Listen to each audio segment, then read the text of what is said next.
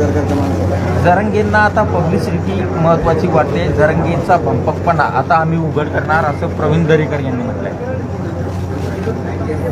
मग तर त्याच्यावर आताच बोललो ना मी. हो, आता तेच बोलत काय नाही, काय आता त्याच्यावर काही भंपकपणा नाही, काय नाही आमचं. बघूया आता, आम्ही आमच्या आता समाजाच्या लेकराच्या बाजूने आम्ही समाजाच्या बाजूने लढणार. जरांगेंच्या डोक्यात राजकारणाचं भूत बसलंय. जरांगेंमुळे तो भूत आम्ही उतरवणार. आम्हीच उतरतो तुमचं. थोडं थांबा मला, आम्ही उतरतो तुमचं भूत. काय अपेक्षा आहे म्हणजे आम्ही 13 तारखेपर्यंत 1 महिन्याचं आपल्याला दिलं होतं. तुम्ही 1 महिन्यात या उपोषणातून सगळं मराठा समाजाला ज्या मागण्या आहेत त्या मागण्या पूर्ण पाहिजे. या उपोषणातून आम्ही सगळ्या मागण्याची अंमलबजावणी घेणार आहे. त्यासाठी हे उपोषण. सगळ्या मागण्यामध्ये एक तर सगळ्या सोयीचं नोटिफिकेशन जे आहे 9 मागण्या आहेत एकूण, त्या सरकारला माहीत आहेत सगळ्या. त्या मागण्याची अंमलबजावणी घेतल्याशिवाय आम्ही नाही आठ. सरकारचं डेलिगेशन येतं, ते तुम्हाला आश्वासन देतात आणि मागे घेतात, परत ते सगळं रिपीट होतं. फसवणूक, मराठा समाजाची वारंवार फसवणूक केली. 12 बलुतेदारांची हमेशा केली, मुस्लिम समाजाचीही केली. हमेशा फसवणूक केली यांनी गोरगरिबाची. त्यांनी एक नेता मोठा केलेला आहे सगळ्या जातीचा, आणि त्याच नेत्याच्या नावाखाली ज्या जाती येतात त्या गोरगरीब जातीतल्या लोकांचा यांनी हमेशा अपमान केलेला आहे आणि वाटोळं केलेलं आहे. आणि तेच पुन्हा करायला लागलेत त्या काही नेत्यांच्या माध्यमातून. देवेंद्र फडणवीस साहेब भाजपाचे. एक विद्यार्थ्यांनी तुमच्याकडे तुमची व्यथा मांडण्यासाठी आली की त्यावरही प्रवीण दरेकर यांनी टीका केली आहे. करणार ना. शेवटी त्यांचे पोरं वाचायसाठी त्यांनी भ्रष्टाचार केला. त्या टायमाला ते भाजपकडे गेले, स्वतःचं कुटुंब वाचलं त्यांनी. त्याच्यामुळे त्यांच्या डोळ्यासमोर फक्त त्यांचंच कुटुंब दिसतं आणि त्यांना फक्त देवेंद्र फडणवीस दिसतो, बाकी कोणी दिसत नाही ना. इथं गोरगरिबांचे स्वतःच्या जातीतल्या लोकांचे की ते लेकराचे मुडदे पडायला लागलेत, याच्याशी नाही त्याला देणं घेणं. त्याला फक्त त्याचं कुटुंब वाचलं आणि ज्यांनी वाचिलं तो माणूस महत्त्वाचा आहे, म्हणजे फडणवीस महत्त्वाचा. काही गरज नाही मराठींच्या जातीचं काय हो, आपण ज्या जातीत जन्मलं त्याचीही गरज नाही, कशाची गरज नाही त्याला बाकीची. त्याला फक्त त्याचं जगलं पाहिजे, बाकीच्यांचे मेलं तरी चालतील. त्याला ते डोळ्यातलं पाणी नाही दिसणार, त्याला तो भंपकपणा म्हणणार, म्हणजे मराठ्यांचा अपमान करणार, ते विद्यार्थ्याचा, विद्यार्थिनीचा, महाराष्ट्रातल्या महिलांचा अपमान करणार, ते म्हणजे मगरूर माजुरेपणा अंगात सत्तेचा हे त्याच्यात आहे. त्याच्यामुळं भाजपला चांगले फळं मिळणार आहेत. बघा म्हणा पुढं तुम्ही आता. जरांगे पाटलांना आरक्षणाचा प्रश्न सोडवायचा नाही असं दरेकर म्हटलं. आणि मग तुला सोडायचं काय? तू सोडितो का? तो आता सगळे क्रांती मोर्चाचा, ठोक मोर्चाचा दिदारा केला, सगळा दिदारा करून टाकला. आता बी दिदारा करणार आहे जणू तू. अभियान राबविणार म्हणजे ट्रॅप रचलाय तो, अभ्यासक फोडणार, समन्वयक फोडणार. आणि ते तर फोडलेले आहेत. मी मागे 23 दिवसापूर्वी सांगितलं तो फोडून ठेवले. आणखीन 2-3 जण जोडीदार आहेत तुला. 6 जण आहेत तुम्ही, मला सगळं माहिती आहे. फक्त तू बाहेर का अशी काढत होती याची वाट बघत होतो मी. आता तू अभियानात काढणार, तुला बी दरेकर, तुला बी. आणि त्या कोण आहेत का अभ्यासक आणि समन्वयक, त्यांना समाजाला सामोरं जायचं. बघ तू आता कसा आहे मराठ्याचा. तू असंच करणार आणि त्या भाजपावर नाराजीचा भडका लावणार. ते पूर्ण भाजप देवेंद्र फडणवीस तू संपून बसणार, कारण तू मागच्या दारातून आलेला आहे बिगर कामात. तू काय ते तमाशातली मावशी असल्यासारखं आहे. देवेंद्र फडणवीसला राहून करमणूक करतो. बिगर नाथाची मावशी असते ती.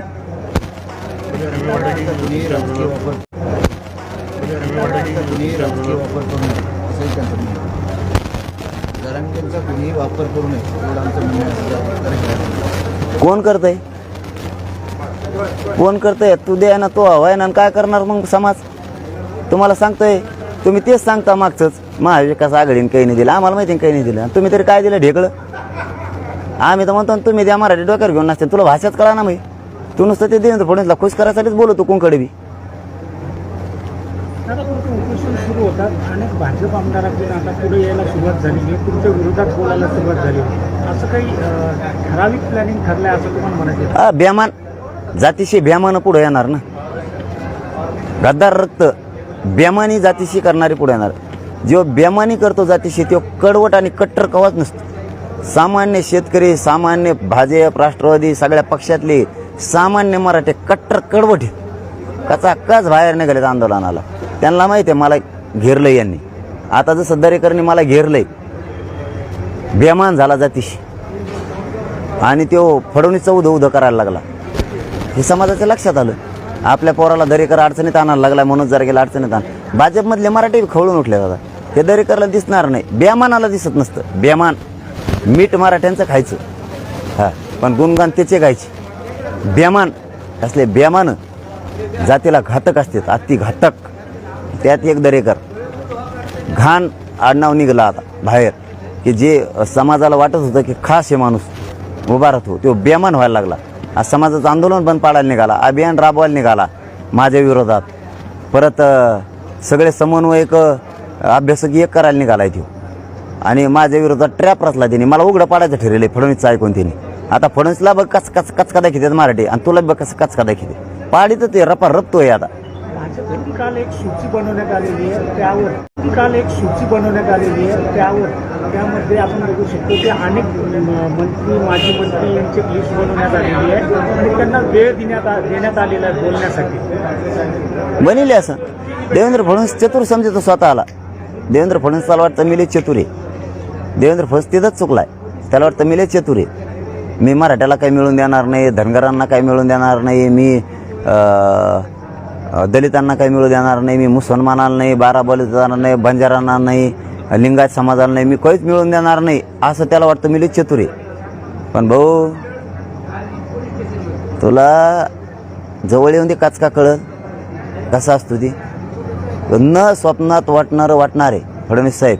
तुम्ही मराठ्याचे जे टाईम ठरवून दिलेत ना आमदाराला, या बेमान लोकाला मराठ्याच्याच विरोधात बोलायला, तुम्हाला एवढा पश्चाताप येणार आहे की आपण वाईट काम आपल्या हाताला लागलं. हां, तुम्हाला स्वप्नात न वाटणाऱ्या घटना घडणार, न पडणारे लोक तुमचे काही पाडणार. काही म्हणतोय मी, मराठ्याकडून बोलणारे मराठी पडू नाही देणार, पण मराठ्यांच्या विरोधात बोलणारे आमदार, खासदार सुपडा साफ करणार मराठी त्यांचा.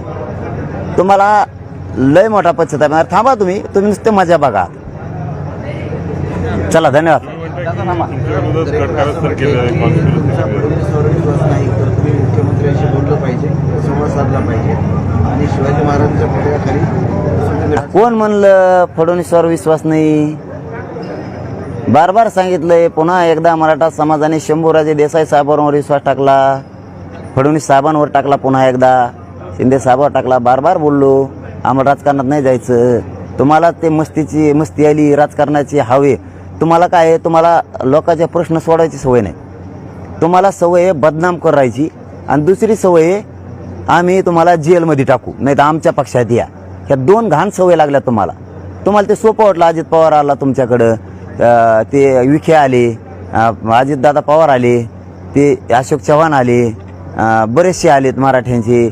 असे लय मोठे येतात, थोरात आलेत, मोहिते आलेत, मोठमोठाले राजे घराणे आलेत. त्यामुळे तुम्ही येत मस्तीत. तुम्हाला वाटतं आम्ही तसं करू. प्रत्येक जागेवर फडणवीस तेवढा नसतो चलत. फडणवीस साहेब तेवढा प्रत्येक वेळेस नसतो चलत. जनतेचं बळ सोपं नाही, जनतेचं बळ सोपं नाही. जनतेच्या बळाला कोणची सत्ता हलू शकत नाही, कोणचीच. तुम्हाला बघायचं ना मराठ्याचं बळ, तुम्ही आता मुंबईची तारीख डिक्लेअर झाल्यावर दरेकर मग बघा मराठ्यांची ताकद काय असते. आणि छत्रपतीच्या पुतळ्याखाली बसून समाजाचं चांगलं काम करतो. माझं जीवन आत्तापर्यंत म्हणतो मी तुम्हाला, इथून पुढचं माहीत नाही, आत्तापर्यंत सत्कारणी लागलेलं आहे. माझं जीवन चांगल्या कामाला आलेलं आहे, चांगल्या कामाला लागलेलं आहे, चांगल्या कामाला माझं आयुष्य गेलेलं आहे. समाजाला काही ना काहीतरी मी देऊ शकलो, समाज एक करू शकलो, मुलींना शिक्षण देऊ शकलो मोफत, काही ना काहीतरी चांगलं करू शकलो मी. थोडं व्हायना म्हणतोय नगभर. माझं जीवन सत्कारणी लागलेलं आहे. मला काय अडचण नाही. समाज जर मला उद्या बाजू सरकतो, मी उद्या बाजू सरकतो. पण मी जवळ म्हणत नाही समाज, तवर शेवटच्या मरणाच्या घटका मी इथंच मोजणार आहे. इथंच फक्त दरेकर, तू भावनिक करू नको लोकाला. पुतळ्याखाली बसला, नाश्ता करा, खोटं बोलू नको, रिटू नको. हां, ती मुलगी रडली तर तू म्हणला भंपकपणा येतो. म्हणजे तू महाराष्ट्रातल्या अख्ख्या समाजाचा अपमान केला, तर मराठ्यांच्या मुलीचा अपमान केला. हां, तुझ्यासारखं बेमान जन्मू नाही कधीच.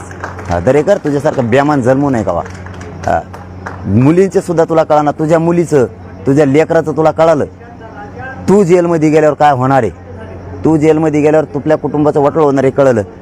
आणि तुला भाजपने अडचणीत आणलं, फडणवीसने अडचणीत आणलं, म्हणून तू त्यांच्यात गेला. तो कुटुंब तुला वाचवायचं कळालं.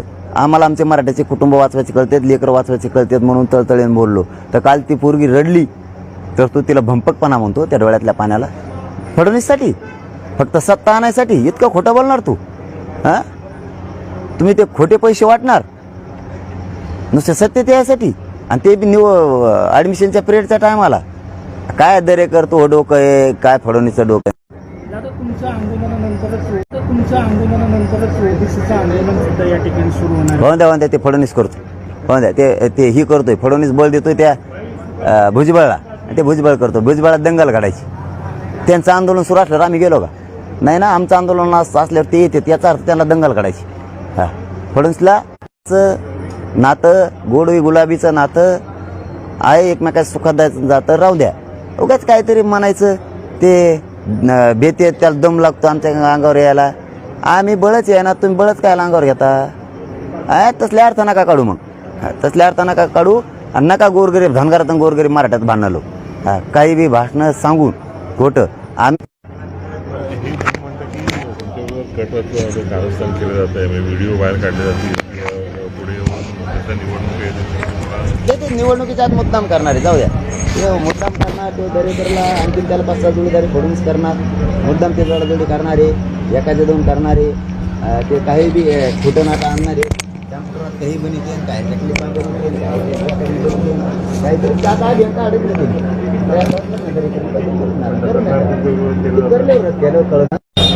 ते तिकडं बसतो. मारामाऱ्या होणार, त्यात दंगल होणार, मला गुंतवणार नसता माझ्या आल्या त्याच्यात दंगल घडणार. किंवा दरेकर सारखे तर गृहमंत्री ते फडणवीस पोलिस ते दाबी देत, कारण इथं हल्ला केलेल्या पोलिसाला बडक्या दिल्यात ना. असं ते दरेकर घडून आणू शकतो फडणवीसच्या माध्यमातून. काही पण हे खूप छगन भुजबळ घडून आणू शकतो, कारण त्यांचं जनकर्माचा अनुभव आहे ना. ज्यांनी आमच्या महिलाचे डोके फोडले, त्या सगळ्या जातीवादी पोलिसाला यांनी बढती दिल्या. त्याचा हिशोब होणार आहे. आई बहिणीचं रक्त सांडलेलं मराठी सरणार नाही, तो बी हिशोब होणार आहे. बढत्या देतात का? बढत्या देतात पोलिसांना, सगळ्या हल्ला करणाऱ्या ते बी होणार आहे. आता बी पोलीस सांगतो ते पोलिसाला गुन्हे दाखल करणं, खोटे नाटे गुन्हे दाखल करणं चालू आहे आमच्या लोकांवरती. त्या हिंगोलीत बी आत्ता खोटा गुन्हा दाखल झाला आहे.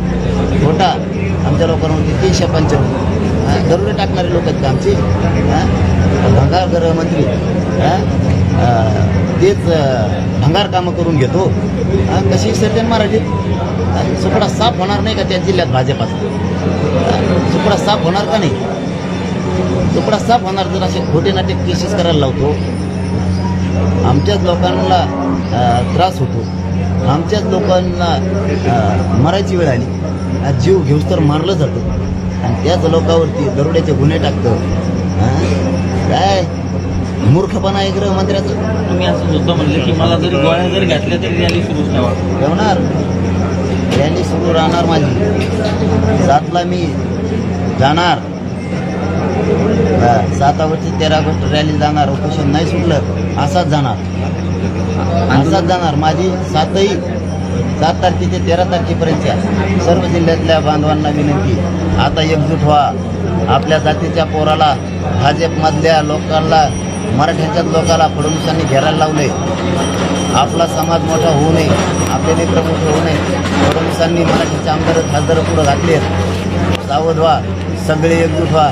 ताकदीनं जिल्ह्यात 7 ऑगस्ट येणार. तिथं आपल्या जाती धर्मातल्या सगळ्या लोकांनी सगळ्या तयारी करा. मी येणार आहे. उपोषण सुरू असलं तरी येणार आहे, आणि नसल्यावर तर मग येणारच. धन्यवाद. सॉरी नको सर, हे माझं तोंड केलं. प्लीज. ओके दादा.